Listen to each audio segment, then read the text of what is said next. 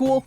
Ghosts, spectral beings from the other side. While sometimes they're cast as friends or NPCs, ghosts are usually something you'll take on as a foe, and they make great enemies. They can turn invisible, phase through walls. They're a type of monster that has a lot of potential, both ability-wise and narrative-wise. So why not focus an entire RPG Maker game on ghosts, but not just any type of ghosts, sick ghosts, in a hospital. We are talking about Ghost Hospital, an RPG Maker game that's still in development. It's about a young girl that's accidentally brought to a ghost hospital even though she's still alive. I had a bunch of people send me this game and I thought it looked really cool, and there's a brand new demo for it out, so why don't we check that out and see what this game's got. Okay, Ghost Hospital. I like the logo a lot, actually. The T being a first aid cross was a really good touch. The choice in color, too, and that spectral glow really gives it that proper ghosty vibe. We got options. I don't often see RPG Maker games with options on the title screen. Then again, this was made in MV, which is the newest version, and I haven't played anything in MV other than Heartbeat so far, so that explains that. The game begins with our protagonist, Robin, waking up in a hospital with no memory of what happened. The door to her room is locked, so we explore around the room for either a way out or any sign of what could have happened. As we pace around the room, panic and anxiety starts to kick in. You're gonna die here. The room's closing in on you. You need to leave. Now. As if we have a literal weight on our shoulders, Robin starts to walk more slowly. Just as it hits its peak, somebody finally comes to the door, a little ghost doctor dude named Dr. Poe. I'm assuming that's a reference to Legend of Zelda, you know, the ghosts, which in itself was probably already a reference to Alan Poe, but either way, it's a very ghostly name, so it works. Poe explains that we're in Purgatory Ridge, a hospital for treating sick ghosts so they don't become corrupted. See, if a ghost becomes corrupted, then it becomes hostile and will roam the earth for eternity, keeping the ghost from settling any unfinished business from when it was alive and then passing on properly. Basically, we don't want that to happen, so Purgatory Ridge is dedicated to nursing sick ghosts back to health so they can carry on their afterlife in peace. But unfortunately for Robin, or rather fortunately for Robin, she isn't actually dead. She was sent to the hospital by mistake, and thanks to the hospital's business politics from the higher-ups running the show, she's not allowed to leave. So all we can really do for now is explore the hospital. There's a lot of characters to talk to, including Jay, this blue-haired ghost guy with some sick plasma beam powers. He's a bit of a troublemaker and has caused problems for the nurses and doctors. I don't really blame the kid, though. Aside from Dr. Poe, the nurses and directors of this hospital are brutally strict and controlling. They have no consideration for the mental well-being of the ghosts they're practically keeping prisoner there. So it's pretty much up to Robin and Jay to explore the hospital, figure out what's really going on, take on the higher-ups, and make their escape. You know, now that I think of it, this game's plot is very similar to One Flew Over the Cuckoo's Nest, Jack Nicholson's character being Robin, the one that does not belong there and is desperately looking for a way out, whether that be by bargaining with the people who work for the place or by breaking out by force. There's like a lot to this that's actually pretty interesting. The way the doctors and the side notes all explain the rules of this universe, how ghost sicknesses work, and the duties of the hospital. It's all really well thought out, but the best part is how seamless they blend this game's mechanics into these rules. Since you've got a party made of both living and non-living characters, different rules will apply to either side. For example,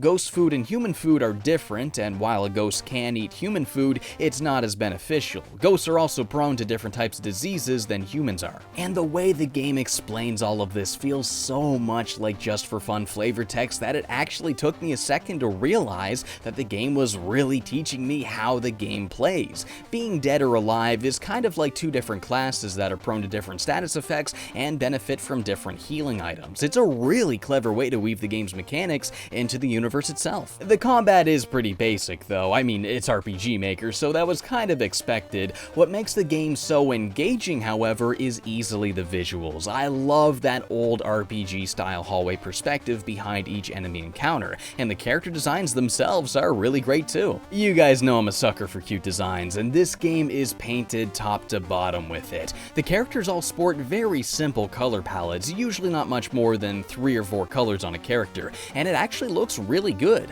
Robin and Jay contrast with each other very well, and I love the strawberry seed textures on their gowns. This game is just bursting with characters, so much so that every NPC really does feel like a character, whether it be a shop owner or someone that just exists so you can save your freaking game. Time and love was put into making every NPC spark with personality. Even the sound it makes when the text appears is different for every character. The level of detail here really is something to admire.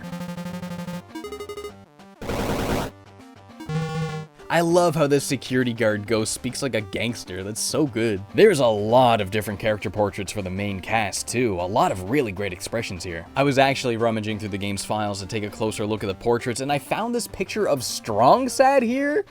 For some reason, what are you doing here? The entire look of the game is inspired by the Game Boy Color, which is a pretty interesting direction. You see a lot of games with that 80s pixel look, but less commonly do you see somebody try to tackle a specific hardware. The Game Boy Color did have a very specific look to it, and I think the game captures it fairly well, especially with RPG Maker's iconic 4:3 aspect ratio kinda being the cherry on the cake. I actually played one of the older demos out of curiosity, and there were a couple of inconsistencies in text and sound, using default fonts and some music that, while it was pretty jammin', didn't really sound like something that would come out of a Game Boy. The newest version actually has a lot of changes in this category. Text and numbers were all changed to be consistent with the other pixel fonts, and the music was all reworked into chiptune that sounds a lot more at home with the Game Boy Color. Now, if there's one thing that poses an even bigger problem to Robin than all of the ghouls, ghosts, and poor business practices that keep her from returning to her family, it's her ongoing battle with depression.